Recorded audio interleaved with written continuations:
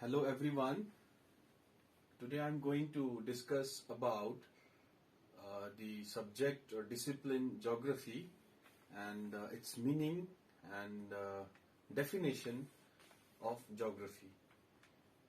So this video is going to help all the students who are opting for geography as a subject in their academics as well as in competitive examination. More specifically, it will help to the academic people. So what is geography? If you see, to study geography is to study the world, okay, whether it is near or it is far. So basically, if you see, geography is a world's discipline. It's a world's discipline. Okay. So for the first time, the term geography was coined by Eratosthenes. Eratosthenes was the first Greek philosopher or philomath who coined this term in between the 275 and 194 BC, and it literally meaning is Earth's writing. Geography literally meaning is Earth's writing. Geo is Earth and Graphia is Earth and Graphia is writing. So the literal meaning of the geography was first coined by the Greek philosopher or philomath called Eratosthenes. But if you see the modern definition of geography, so there are many definitions for geography. There are many because it's a very vast subject. It is also known as a mother of all sciences. Sciences like geology, the environmental science, the ecology, they all have evolved from the geography, because geography is also called as a mother of all sciences. Okay, so there are few definitions which I find very appropriate. So first is, geography is rooted in human need for survival. So it is very much essential for us for survival, in the necessity of knowing and making sense of the resources and dangers of our human and physical environments. So if you see, from last 100 years, in last 100 years, there is a significant change in the world's environment. There is a significant change because of the overpopulations and environmental challenges and resources challenges. So in last 100 years, because of these challenges, we see that there is a necessity to understand the geography. So geography, in little sense, if you understand, it is basically the knowledge of your surroundings. Even the people, like the people who live in tribes, who are out of these institutions and the textbook and institutional knowledge, but they still they know about their geography, their surroundings. Okay, they understand by the landmarks. They take their directions through landmarks. They also understand geography in their own terms, in their primitive terms. But if you come to the academic perspective, if you see, so geography is both pre-modern and it is modern. It is both pre-modern and modern. It is paradoxical and necessary combination. It is paradoxical and necessary. It means it has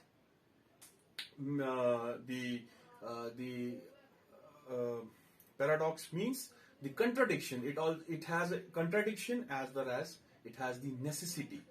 In today's environment, it has both the paradox. Why it is a paradox or a contradiction? Because there are various schools of thoughts within the geography, because it's a very vast discipline. It consists of human geography and physical geography, which are its two major parts, and they are further subdivided into many sub-disciplines. That is why geography is a wide horizon and holistic sensibility and antithetical to an age of intellectual fragmentation and specialism. Yet a commitment to world's knowledge is essential in globalizing era defined by the environmental and political crisis. if you see the today's environment, there are a lot of wars are going on, especially in the last few decades, last 5 to 10 decades. You have heard in your history books about the First World War, then the Second World War, and then there are a lot of small types of wars are occurring.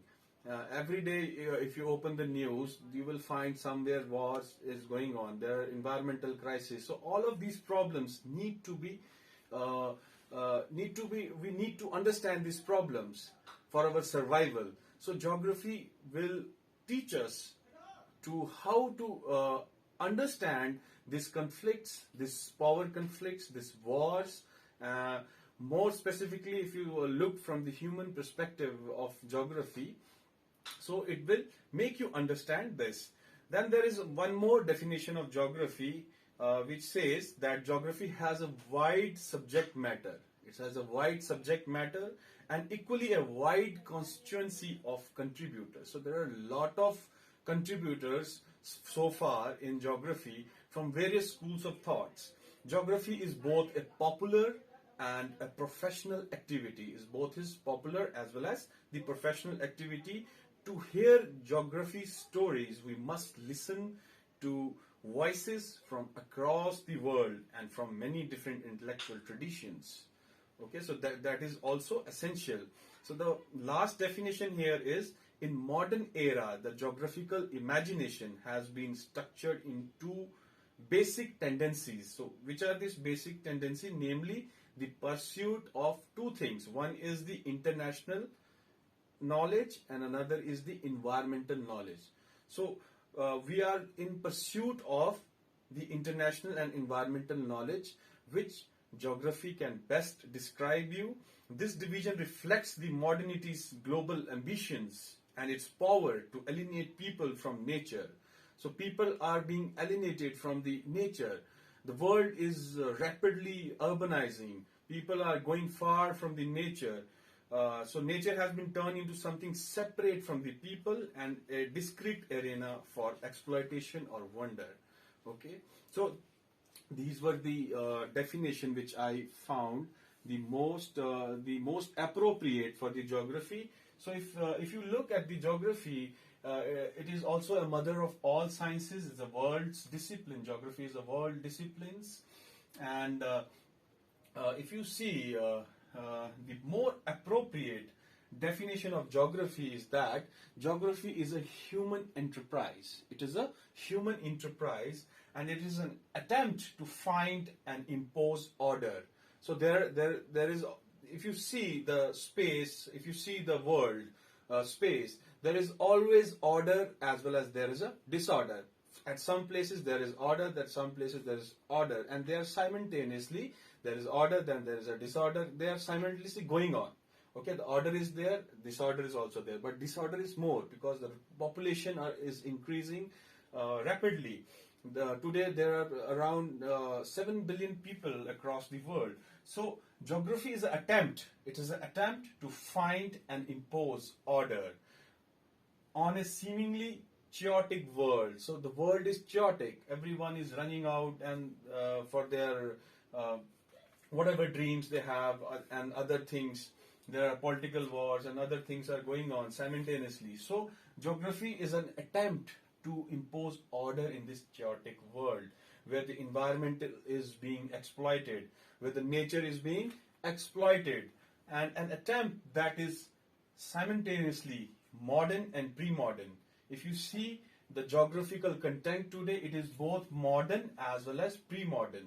It is both ancient and it is both contemporary. So this definition I quote from a book by Alistair Bonnet, which says that geography, this is the most appropriate definition of geography I find anywhere in the world, is an attempt to find and impose order. Remember that.